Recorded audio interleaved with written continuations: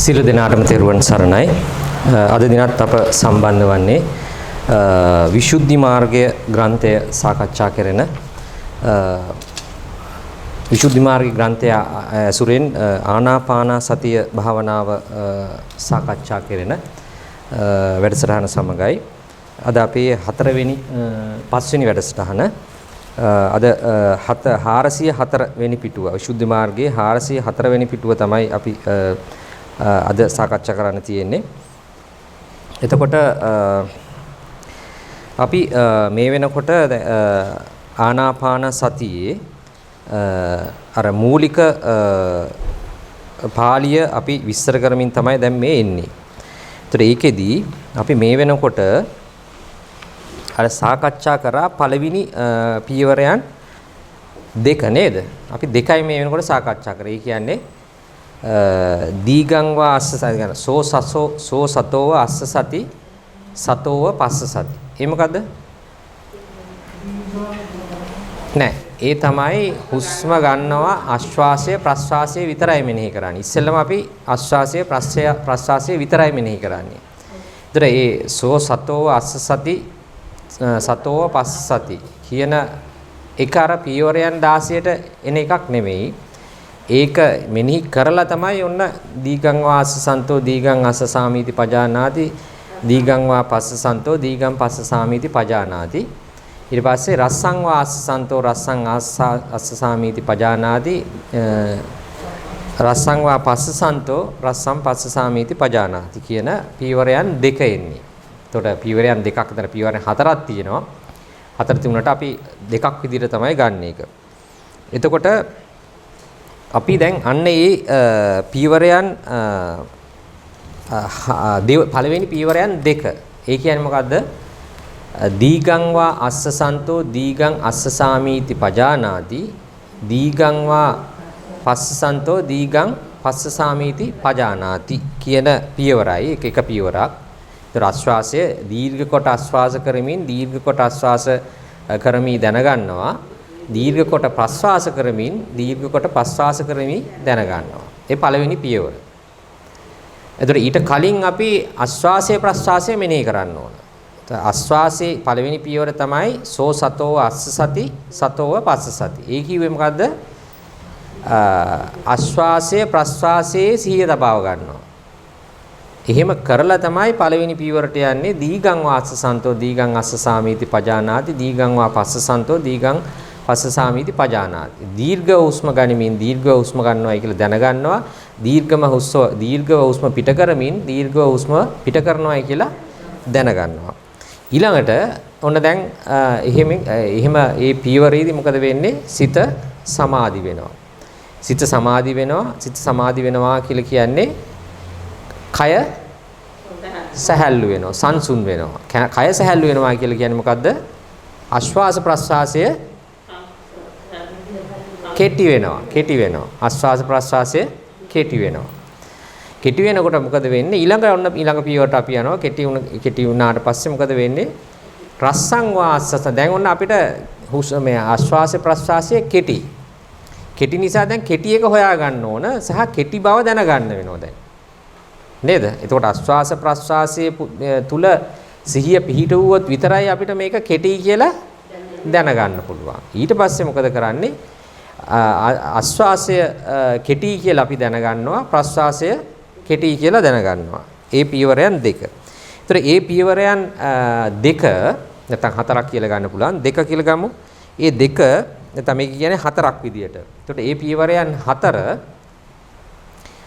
දැනගෙන අපිට භාවනා කරන්නත් පුළුවන්. එහෙම නැත්නම් අපි ගිය සතියේ කතා කරා කී ආකාරයක් ගැනද?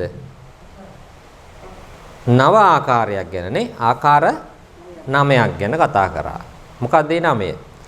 මතකද අපි ඒ පියවරයන් දෙකේදී කතා කරා දීර්ඝ ආශ්වාස දීර්ඝ වේලාවක් ආශ්වාස කරයි දීර්ඝ ප්‍රශ්වාසය දීර්ඝ වේලාවක් ප්‍රශ්වාස කරයි. දීර්ඝ ආශ්වාස ප්‍රශ්වාසය දීර්ඝ වේලාවක් ආශ්වාස ප්‍රශ්වාස කරයි. අපි ඔන්න ආකාර 3කට මෙනෙහි කරනවා. දීර්ඝව උස්ම ගන්න එක අපි දැන් දීර්ඝව ආශ්වාසය ප්‍රශ්වාසය වෙන වෙනම තමයි මෙනෙහි කරේ. මේ පියවරේදී දැන් අපි ඊක වෙනස් කරලා මොකද කරන්නේ? දීර්ඝව ආශ්වාස කරනවා කියලා දැනගන්නවා. දීර්ඝ ප්‍රශ්වාස කරන කියලා දැනගන්නවා. මේ දෙකම එකට දැනගන්නවා දීර්ඝ ආශ්වාස ප්‍රශ්වාස කරනවායි කියලා. දැනගෙන මොකද කරන්නේ? ඊට පස්සේ එහෙම භාවනා කරනකොට අපිට කන්තු කම්මඤ්ඤතා කුසල ඡන්දයක් එනවා. ඒ කියන්නේ මොකද්ද? භාවනා කිරීමට කැමැත්තක් ඇති වෙනවා. භාවනා කිරීමට කැමැත්තක් ඇති වෙනවා. අන්න ඒකට කිව්වා කන්තු කම්මඤ්ඤතා කුසල ඡන්දේ කියලා. ඒතර අන්නේ කන්තු කම්මඤ්ඤතා කුසල ඡන්දයෙන් ආස්වාස කරනවා කියලා දැනගන්නවා, ප්‍රස්වාස කරන කියලා දැනගන්නවා, ආස්වාස ප්‍රස්වාස කරනවා කියලා දැනගන්නවා. එතන ඔන්න පියවරයන් 3යි. එතන 3යි. ඊට පස්සේ මෙහෙම භාවනා කර කර ඉන්නකොට මොකද වෙන්නේ? ප්‍රමෝදයක් ඇති වෙනවා. ප්‍රීතිය ඉපැද්දිලා ප්‍රමෝදයක් ඇති වෙනවා. එකට හොඳ කායික මානසික සුවයක් ඇති වෙනවා. ප්‍රමෝදයක්. ඒතර ඒ ප්‍රමෝදය ඇති වුණාට පස්සේ අපි ඒ ප්‍රමෝදය සමගින් අපි ආශ්වාස කරනවායි කියලා දැනගන්නවා. දීර්ඝව ආශ්වාස කරනවායි කියලා දැනගන්නවා. දීර්ඝව ප්‍රශ්වාස කරනවායි කියලා දැනගන්නවා. දීර්ඝව ආශ්වාස ප්‍රශ්වාස කරනවායි කියලා දැනගන්නවා. ඒතර 3යි 6යි. ඊට පස්සේ තවදුරටත් සමාධිය වැඩෙනකොට මොකද වෙන්නේ? ඒක ඇත්තටම එන්නේ తත්‍ර මධ්‍යස්ථ සංඛ්‍යාත උපේක්ෂාව. එතෙන්දි මොකද වෙන්නේ? අපිට ඊටාම සියුම් වෙලා මේ හුස්ම රැල්ල අපිට අර හුස්ම රැල්ල නොදැනෙන මට්ටමක් එනවා. ඒ නොදැනෙන මට්ටම වෙනකොට දැන් මේක අපි කිව්ව එක මෙසේ ප්‍රමෝදයෙන් පෙරට වඩා අතිශයින් සියුම් වූ දීර්ඝ ආශ්වාස ප්‍රශ්වාස දීර්ඝ වශයෙන් ආශ්වාස ප්‍රශ්වාස කරත්ම එතකොට අනුක්‍රමයෙන් ආශ්වාස ප්‍රශ්වාසයෙන් අතිශයින් සූක්ෂමතර බවට පැමිණීමෙන් නොවැටෙන කල්ලි නොහැටෙන මට්ටමට එනවා. දැන් ඔන්න ඒ ආශ්වාස ප්‍රශ්වාසය නොවැටෙන මට්ටමට එනවා. කල්ලි සෙවිය යුතු ආකාරයට පැමිණෙනවා. දැන් ඔන්න හොයන්න විශේෂයෙන් හොයන්න සිද්ධ වෙන අවස්ථාවක් එනවා. මොකද අර සිත සමාධි වෙනවා. සිත සමාධි වෙනකොට කය සංසුන් වෙනවා. කය සංසුන් වෙනකොට හුස්ම රැල්ල සියුම් වෙනවා. හුස්ම රැල්ල සියුම් වෙනකොට අපිට ඒක නොදැනී යනවා. අල්ල ගන්න බැරි වෙනවා. මොකද සිහිය ඒ වෙලාවේ පවතින සිහිය මදි වෙනවා අර සියුම් වූ හුස්ම රැල්ල අල්ල ගන්න. අවබෝධ පවත්ව ගන්න. හරි නේද?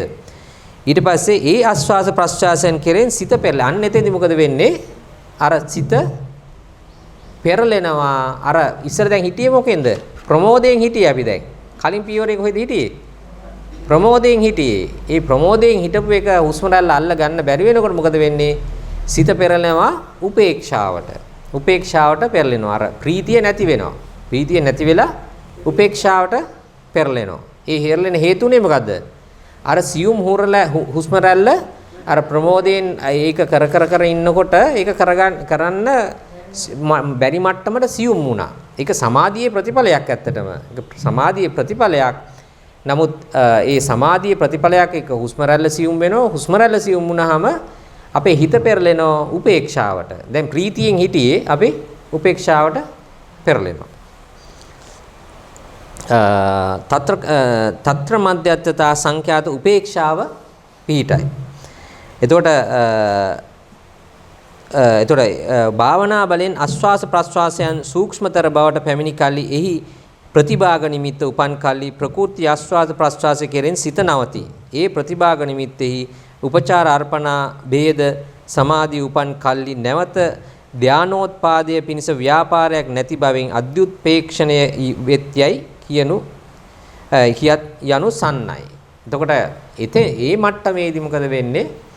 අපිට ප්‍රතිභාග නිමිත්ත නැත්නම් පටිභාග නිමිත්ත ඉපදිලා ඒතොර පටිභාග නිමිත්ත පුදුනයි කියන්නේ මොකද්ද? භාවනාව.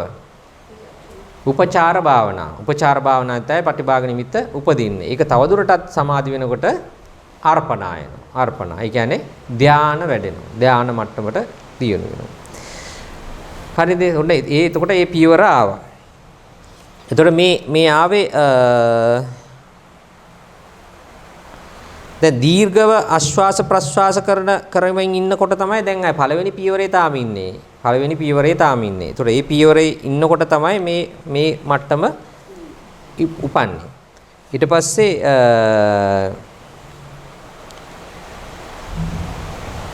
ඊට පස්සේ දැන් ඔතන අර එතනත් ආවා අයිත් ආර්පි කිව්වා අපි ඉස්සෙල්ලම ඉපදුනා මොකද්ද කත්තු කම්මඤ්ඤතා කුසල ඡන්දය. ඒකෙදි පියවරයන් 3ක් ආව බව අපි කිව්වා. මොකද්ද දීර්ඝව ආශ්වාස කරමින් දීර්ඝව ආශ්වාස කරමින් දැනගන්නවා, දීර්ඝව ප්‍රශ්වාස කරමින් දීර්ඝව ප්‍රශ්වාස කරමින් දැනගන්නවා, දීර්ඝව ආශ්වාස ප්‍රශ්වාස කරමින් දීර්ඝව ආශ්වාස ප්‍රශ්වාස කරමින් කියලා දැනගන්නවා. ඊට පස්සේ තවත් සමාධිය දීර්ඝ යුණු වුණාම ප්‍රමෝදය මතු වුණා. ප්‍රමෝදය ආවා, ප්‍රීතියක් ආවා. ඒතර මේ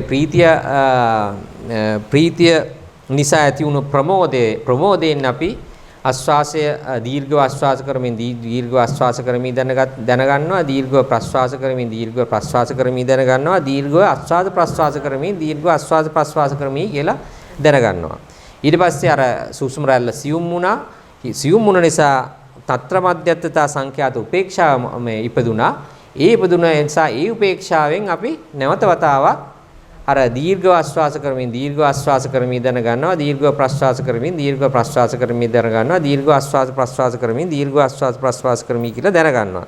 දැන් මෙතෙන්දී පොඩි අපිට අර දැන් හුස්ම රැල්ල දැන් ගොඩාක් නොදැනෙන මට්ටමට සියුම් වෙලා තියෙන්නේ. එතකොට අපිට පොඩි ප්‍රශ්නයක් එන්න පුළුවන්. එතකොට එහෙනම් මේ හුස්ම රැල්ල දීර්ඝයිද කියලා. පොඩි ප්‍රශ්නයක් එනව නේද? එතකොට මේක දීර්ඝයිද? නමුත් අපි තාමත් ඉන්නේ මේ දීර්ඝ කෙටි කියන එක සාපේක්ෂයිනේ නේද? ඒක සාපේක්ෂයි. අනිත් එකට අණුව තමයි මේ දීර්ඝ බව අපි මේ කියන්නේ. තාමත් ඒ පියවරය තාම ඉන්නේ. එතකොට තාමත් අර තවදුරටත් ඉස්සරහට යනකොට සියුම් වෙනවා මේක. නමුත් තාමත් අපි දීර්ඝ වශයෙන් තමයි මේක ගන්නෙ. ඒතර ඒ මට්ටමේදී සමාධිය මේ සමාධිය ඉපදිලා ප්‍රතිපටිභාග නිමිත්ත උපදිනවා. පටිභාග නිමිත්ත උපදිනවා කියන්නේ උපචාර සමාධිය. උපචාර සමාධිය තවදුරටත් දිනුනකොට අර්පණා එනවා. අර්පණා ඇවිල්ලා ධානය වැඩෙනවා. ඊට පස්සේ අපි ඉදිරි පියවරට යනවා. මේ නව ආකාරයෙන් දීර්ඝ කොට පැවති ආශ්වාස ප්‍රශ්වාස කායය ආශ්වාස ප්‍රශ්වාසය නිසා උපන් ප්‍රතිභාග නිමිත්තද ආශ්වාස ප්‍රශ්වාස නමින්ම ගැනෙන බව දත යුතුය. මේක වරහන් ඇතුලේ තියෙන්නේ. ඒ ආශ්වාස ප්‍රශ්වාසයේ අරමුණු කරා එළඹ සිටින්නේ සතිය අනුපස්සනාව ඥානයයි. දැන් අපි ඒකට කියනවා අන්නේ ඒ වෙලාවේ තියෙන සතියට සිහියට අපි කියනවා අනුපස්සනාව ඥානය කියලා කියනවා. අනුපස්සනාව ඥානය කියලා කියනවා. කාය උපට්ඨානය සතිය නොවේ. සතිය උපට්ඨාන හා සතිය නෙවෙයි. එතන පොඩි මේ හදන්නේ විරාම ලක්ෂණ වල ගැටලුවක් තියෙනක තීරීම ඒ වචනවල ගැළපීමේ පොඩි මොන හරි ගැටලුවක් තියෙන එක අඩුවක් තියෙනවා. ඒක තේරෙන්නේ නැහැ හරියට. අපි ඉදිරියට යමු. ඒ සතියෙන් ඒ ඥාණයෙන් ඒ ආස්වාද ප්‍රස්වාසයේ කාය ලබන්නේය. එහෙයින් කායानुපස්සනා සතිපට්ඨාන භාවනා යයි කියනු ලැබේ. කුමක් කී නිසාද යත් යතෝක්ත වූ ආස්වාද ප්‍රස්වාස කායයේද ඕහට නිශ්චය වූ කරජ කායයේ කායයාගේම අනුපස්සනාය. අනුදක වූ මරීචියෙහි උදකානුපස්සනාව මෙන් අනිත්‍යාදී ස්වාකාරයේ නිත්‍යාදී වශයෙන් අනුපස්සනාවක් නොවේ. කියන්නේ මෙතන කියන්නේ අපි අනිත්‍ය ඊට කලින් අපි තව පොඩ්ඩක් සාකච්ඡා කළ යුතුයි. මෙතන අනුපස්සනා නම් සමත වශයෙන්ද විපස්සනා වශයෙන්ද යථාභූත අවබෝධයයි. ඒ කියන්නේ මෙහෙම එකක් කියන්නේ දැන් මෙතෙන්ට එනකොට දැන් ඔන්න පටිභාග නිමිත්ත ඉපදුනානේ. පටිභාග නිමිත්ත ඉපදිලා ඔන්න ධානයේ පටිභාග නිමිත්ත ඉපදිලා අර්පණාවට ආවා. එතකොට අර්පණාවට ආවහම මේ වෙලාවේ තියෙන 100ට අපි කියනවා අනුපස්සනාව ඥානය කියලා කියනවා. එතකොට මේ අනුපස්සනා ඥානය කියන එක සමත වශයෙන්ද විපස්සනා වශයෙන්ද ගත්තාම දෙකේදිම ඒ වෙලාවේ තියෙන යථා භූත අවබෝධයයි. ඒ කියන්නේ සත්‍ය අවබෝධය ඒ වෙලාවේ තියෙන සත්‍ය අවබෝධය තමයි මේ අනුපස්සනාව කියලා කිව්වේ 100. අනුපස්සනා ඥානය කියලා කිව්වේ 100ටනේ ඒ වෙලාවේ. එතකොට මේක සමතයයි විපස්සනාවේදී දෙකේ දැන් අපි යන මාර්ගය මේ විපස්සනාවට නම් එතෙන්දී අනුපස්සනා ඥානය ඒක තමයි. අපි සමත වශයෙන් ගියත් ඒකම තමයි අනුපස්සනා ඥානය කියලා. දැන් ඔතෙන්දී තමයි ඔය මේ මන්සන්දිය නේද? මන්සන්දිය. ඔතනින් තමයි මන්සන්දිය යන්නේ අනිත් පැත්තට. අර්පණා හැරිලා යන අර්පණාවට යන කට්ටිය අර්පණාවට යනවා. මාර්ගඵල වලට යනවට විපස්සනා කරලා මාර්ගඵල වලට යන එක්කෙනා එම හැරිලා යනවා. ඒතර යෝගාවචරය හැරෙන තැන තමයි මේ. හරිනේ. ඒතර මේක ආකාර අර ඔය නවාකාරිනුත් අපිට මේ භාවනා කරන්න පුළුවන්. අර කිව්ව කලින් කිව්ව හතර ආකාරිනුත් පුළුවන්. ඒක කලින් අපි සාකච්ඡා කරා. දැන් මේවා කරුණු දැනගන්න එක වැදගත්. දැන් ඊට කලින් පාඩමේ 402 වෙනි පිටුවේ තියෙනවා මේ යෝගී භික්ෂු නවාකාරයකින් දීර්ඝ කොට ආශ්වාස කරන්නේ මම දීර්ඝ කොට ආශ්වාස ප්‍රශ්වාස කරමි දැනගන්නේ. එසේ දැනගත් ඔහුට දීර්ඝ ආශ්වාස ප්‍රශ්වාස රස් ආශ්වාස ප්‍රශ්වාස යන සතරින් හෝ මේ කියනු ලබන නවයෙන් හෝ එක් ආකාරයකින් කායානුපස්සනා සතිපට්ඨාන භාවනාව සමුද්ද වේ. එතකොට අර හතරෙන් කරන්නත් පුළුවන් අපිට මේක. මොකද්ද? මොන හතරද? අර දීර්ඝ ආශ්වාස කරමින් දැනගන්නවා. දීර්ඝ ප්‍රශ්වාස කරමින් දැනගන්නවා. කෙටිව ආශ්වාස කරමින් දැනගන්නවා. කෙටිව ප්‍රශ්වාස කරමින් කියලා දැනගන්නවා. එතකොට අර ඔය කියන පටිගාව දැන් අපේ අරමුණ මොකද්ද? පටිභාග නිමිත්ත උපදින්නනේ. දැන් අපි මේ වෙලාවේ ඉලක්කය පටිභාග නිමිත්ත. හරි නේද? මේ වෙලාවේ ඉලක්කය පටිභාග නිමිත්තට යන්න දැන්. එතකොට පටිභාග නිමිත්ත උපදවා ගන්න එකක් ඔය පියවර හතරෙන් යන්න පුළුවන්. හරිද? ඊට පස්සේ එහෙම නැත්නම් අර නව ආකාරයට මෙනෙහි කරන්න පුළුවන්. අර ඒකෙම උපදින දැන් මේකෙම ඔක ඇතුලේ උපදිනවා මේ කියන කත්තු කම්මඤ්ඤතා කුසල ඡන්දයත් මේ ප්‍රමෝදයත් තත්ත්‍ර මජ්ජතා සංඛ්‍යාත උපේක්ෂාව. ඔක ඇතුලෙම උපදින තුනක් මේ. දැන් ඒක මෙනෙහි කරන්නේ නැතුව අරක ටිකක් ඕදාරිකයි මේවට මේ තුනට සාපේක්ෂව අර කියන පියවර හතර ඕදාරිකයි. කෙනෙකුට ඕනනම් ඊට සියුම් මට්ටමට ගිහිල්ලා මේ නම ආකාරයට මෙනෙහි කරන්නත් පුළුවන්. එහෙම නැත්නම් අර කියන හතර ආකාරයෙන් මෙනෙහි කරන්නත් පුළුවන්. හරි නේද? ඒක පැටලුන්නේ නැහනේ. දැන් ওই අර හතර ඇතුළෙම තියෙන පියවරයන් තව ඇතුළේ තියෙන සියුම් මට්ටම් තුනක් තමයි මේ කියන්නේ. ඒ සියුම් මට්ටම් තුන තමයි දැන් කන්තු කම්මඤ්ඤතා කුසල ඡන්දය දැන් භාවනා කරන්න තියෙන කැමැත්ත උපදිනවා. ඒ කැමැත්ත දැන් කැමැත්තක් තියෙනවයි කියලා දැනගන්න තව සියුම් මට්ටමට 100 පිහිටන්න ඕන නේද? තවත් සියුම් වෙන්න ඕන මේක 100. හරි නේද? ඒ සියුම් කැමැත්ත දැනගන්න ඕන. ඒ කැමැත්ත අර දැන් හුස්ම රැල්ලේ දිග බහ කෙටි බව අඳුර ගන්නවට වඩා අමාරුයි නේද ඔය කියන කන්තු කම්මඤ්ඤතා කුසල ඡන්දය අඳුර ගන්න. දැන් මට තියෙන්නේ මම ඔන්න පහල වුණා මට කුසල ඡන්දය කියලා තේරුම් ගන්න ටිකක් ඒක අමාරුයි. අරක ඇතුළෙම තියෙන තව සියුම් ඡන්දයක්. ඡන්ද කොටසක් සිතේ ඇති වෙන තත්ත්වයක්. ඒක අරකට වඩා ටිකක් අමාරුයි. කෙනෙකුට හැබැයි දක්ෂ නම් ඒක අඳුර ගන්නත් පුළුවන්. එහෙම අඳුරගෙන ඒකෙන් ආයෙත් පියවරයන් තුනක් පිහිටලා ඒ පියවරයන් තුන විදියට අපිට පටිභාග නිමිත්ත දක්වා යන්න පුළුවන්. ඒතර මාර්ග දෙකක් මේ. පටිභාග නිමිත්තට යන මාර්ග දෙකක්. එකක් කෙටි මාර්ගයක් තිබුණා ටිකක් ඕලාරික මාර්ගයක්. අනිත් එක තව සියුම් මාර්ගයක් තියෙනවා පියවරයන් 9ක් විදියට. ඒතර අර මාර්ගයෙන් පියවරයන් 9ක් විදියට අපිට පටිභාග නිමිත්තට යන්න පුළුවන්. මේ පැත්තෙන් පියවර 4ක් විදියට පටිභාග නිමිත්තට යන්න පුළුවන්. හරි නේද? එතකොට මේ පියවරයන් දෙක යන්නේ. ඉතින් දක්ෂණං කෙනෙකුට අර සියුම් පියවරත් අඳුරගෙන යන්න පුළුවන්. පියවර 9 ආකාර 9කින්. ඒතර ඒක තමයි මේ කියන්නේ එතන. ඒතර ඒ කොහොම හරි ගියත් එතන උපදින පටිභාග නිමිත්ත ඉපදුනාට පස්සේ ඒ පටිභාග නිමිත්තේ පවතින 100ට අපි කියනවා අනුපස්සනා ඥානය කියලා. ඒ ඥානය එතනින් එහාට අපි සමතයට යනවද එතනින් එහාට විපස්සනාට යනවද කියන මන්සන්දියේ ඉන්නේ එතන. හරිනේ.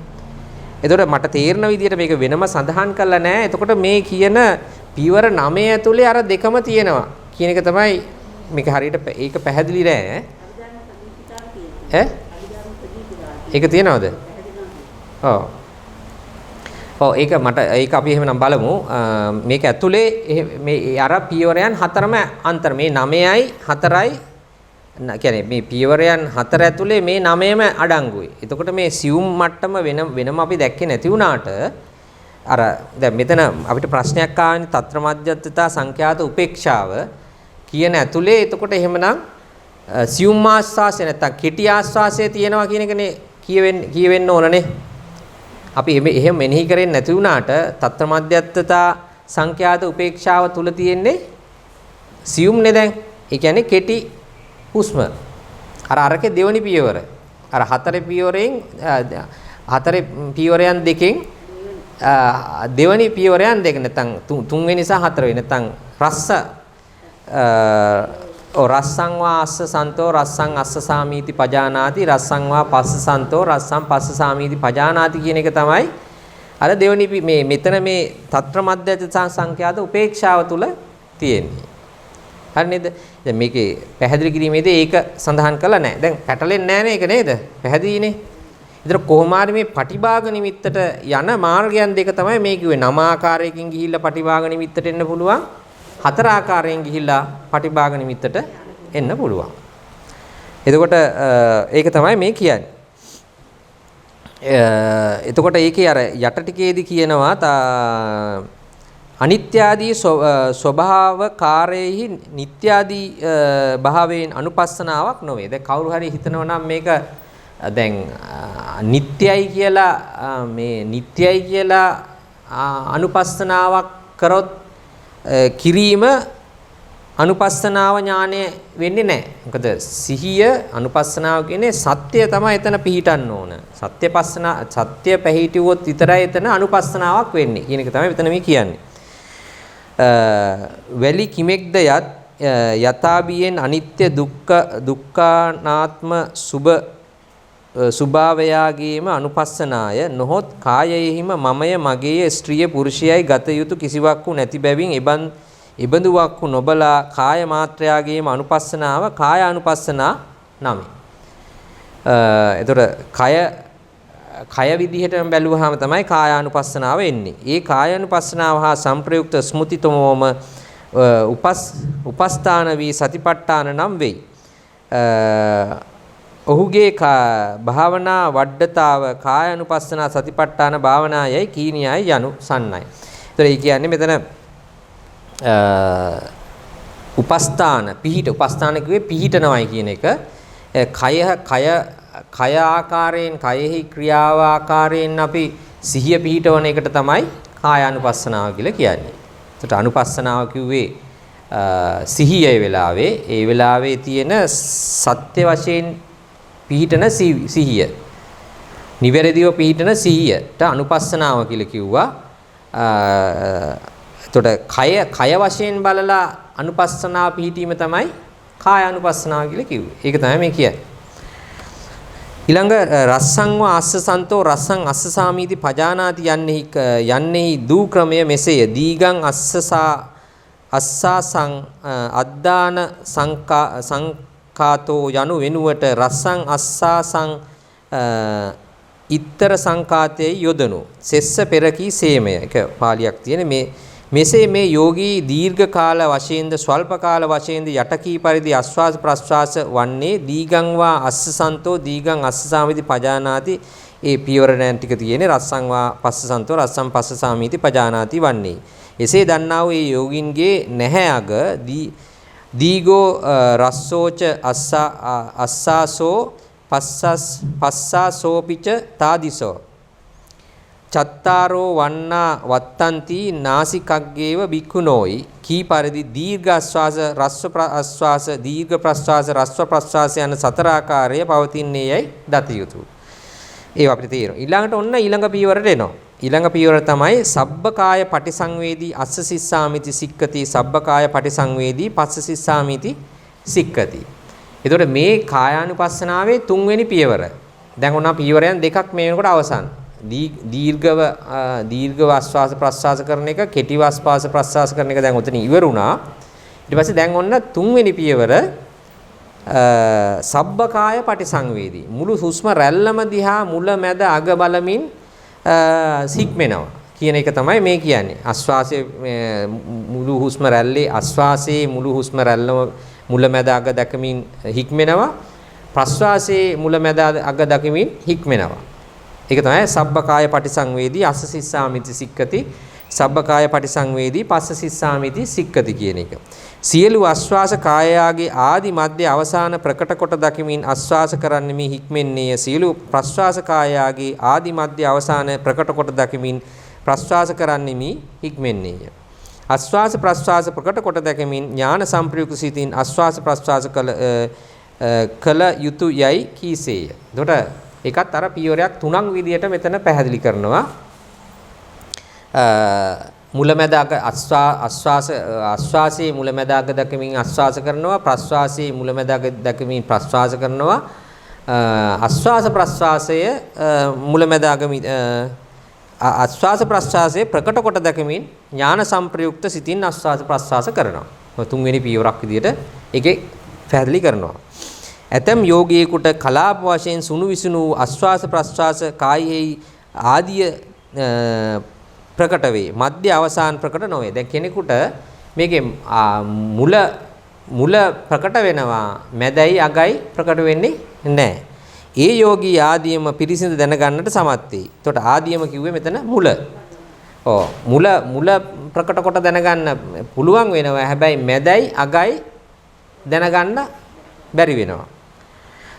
මධ්‍ය අවසාන පිරිසිදු දැනගන්න සමර්ථ නොවේ. හේ මධ්‍ය අවසාන දෙකෙහි වෙහෙසටපත් වේ. මොකද වෙන්නේ?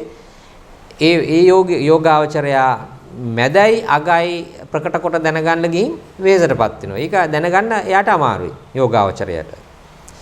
ඊළඟට ඇතම් යෝගියෙකු මධ්‍ය ප්‍රකට වෙනවා. එයාට මොකද වෙන්නේ? තවත් එක්කෙනෙකුට බැලුවාම එයා මධ්‍ය ප්‍රකට කරගන්නවා. එයා මැද අඳුර ගන්නවා. හැබැයි මුලයි අගයි අඳුර ගන්න බැරි වෙනවා. ඒකේ සිහිය පවත්වන්න බැරි වෙනවා. දැන් පළවෙනි එක්කෙනා මොකද කරේ? මුල සිහිය පැවැත්තුවා. මැදයි අගයි සිහිය පවත්වන්න දයා දක්ෂ උනේ නැහැ. ඔර දෙවෙනියා මොකද වනේ? දෙවෙනියා මැද සිහිය පැවැත්තුවා. මුලයි අදයි අල්ල ගන්න බැරි වුණා. නැත්නම් සිහිය පවත්වන්න බැරි වුණා. ආදී අවසාන ප්‍රකට නොවේ. ඇතම් යෝගීෙකුට අවසානීය ප්‍රකට වේ. තවත් එක්කෙනෙකුට වෙන්න පුළුවන් අවසානයේ ප්‍රකට වෙනවා. මුලයි මැදයි සිහිය පීඨවන්න බැරි වෙනවා. ආදී මධ්‍ය ප්‍රකට නොවේ. හේ ආදී මධ්‍යයේ වෙහෙසටපත් වේ. එයා මොකද වෙන්නේ? මුලයි මැදයි වෙහෙසටපත් වෙනවා. අග එයා අල්ලගත්තා. ඇතම් යෝගියෙකුට ආදී මධ්‍ය අවසාන යන තුනම තැන අන්න සමහර තව කෙනෙක් ගත්තාම මුලයි මැදයි අගයි තුනම ප්‍රකට කොට සිහිය පවත්වනවා. හරියටම තුනේම සිහිය පවත්වනවා. අන්න එයා තමයි එතකොට සමෘද්ධ වුනේ. ඒ සියල්ලම පිරිසිදු දැනගන්නට සමත් වෙයි. කිසි තැනකදු වෙහෙසටපත් නෙවෙයි. එයා කිසි තැනකදී වෙහෙසටපත් වෙන්නේ නැහැ. ඒ තුනේම සිහිය පීඩනවා. ඊටාම දක්ෂව. ඉබැන්දික විය යුතුයයි දක්වන්නට අන්න එයාට තමයි අපි කියන්නේ සබ්බකාය පටිසංවේදී අස්ස සිස්සාමීති සික්කති සබ්බකාය පටිසංවේදී පස්ස සිස්සාමීති සික්කති කියලා කියයි. අන්නේ එහෙම ඒ හුස්ම රැල්ලේ මුලයි මැදයි අගයි තුනේම නිවැරදිව සිහිය පීඨෙව්ව නම් අන්නේ යා මෙන්න මේ පියවරට ආවා. එයා ඒ පියවර සම්මුත කරා. මොන පියවරද? සබ්බකාය පටිසංවේදී අස්ස සිස්සාමීති සික්කති සබ්බකාය පටිසංවේදී පස්ස සිස්සාමීති සික්කති. හරිනේ. හික්මෙනවා. යයි වදාලේ. සික්කති යන්නේ තේරුම නම් හික්මෙන්නේ. ඒතර සික්කති කිව්වේ හික්මුණා. ඒතකොට හරියටම අර තුන අල්ලගෙන මුලයි මැදයි අගයි හරියටම සිහිය පිහිටවලා එයා හික්මුණා. එතකොට හික්මෙන්නේය, ගැටෙන්නේය, වෑයම් කරන්නේ යනු. එතකොට සික්කති කියන එකේ තේරුම අපිට හික්මෙන්නේ කියලා කියන්න පුළුවන්, ගැටෙන්නේ කියලා කියන්න බෑ. කියන්නේ හරියට අල්ලගත්තා කියන එක. මෙතන ගැටෙන්නේ කිව්වේ. ගැටුණා කිව්වේ අර තරහ ගියා එහෙම එකක් නෙමෙයි. එතන නිවැරදිව මුල මැද අග අල්ලගත්තා. වෑයම් කරන්නේ. යා හරියට ඒ වෑයම් කරලා ඒ තුන අල්ලගත්තා. මුලත් අල්ලගත්තා, මැදත් අල්ලගත්තා, අගත් අල්ලගත්තා. හුස්ම රැල්ලේ. මේ කී පරිදි තුන් තැනෙහිම හික්මෙන්නේ හුගේ යම් සංවරයක් වේද එය අදිශික්ෂාය අදිශීල ශික්ෂාය යම් සමාධියක් වේද එය අදිචිත්ත ශික්ෂාය යම් ප්‍රඥාවක් වේද එය අදිප්‍රඥා ශික්ෂාය මේ මෙහිලා ත්‍රිවිධ ශික්ෂාය. එතකොට ඒ පුද්ගලයා එතෙන්ට ඒ පියවර සම්පූර්ණ කරපු පුද්ගලයාගේ දැන් එයාගේ ශීලයට කියනවා අපි සංවරයට. එයාගේ සංවරයට කියනවා අදිශීල කියලා. එයාගේ සංවරයට අපි කියනවා අදිශීල කියලා. යා අදිශීලයි. එතකොට දැන් අපි දැන් සීලේනේ අපි පන්සිල් සමාදන් වෙනවා. එතකොට ඒක අදිශීලයේද?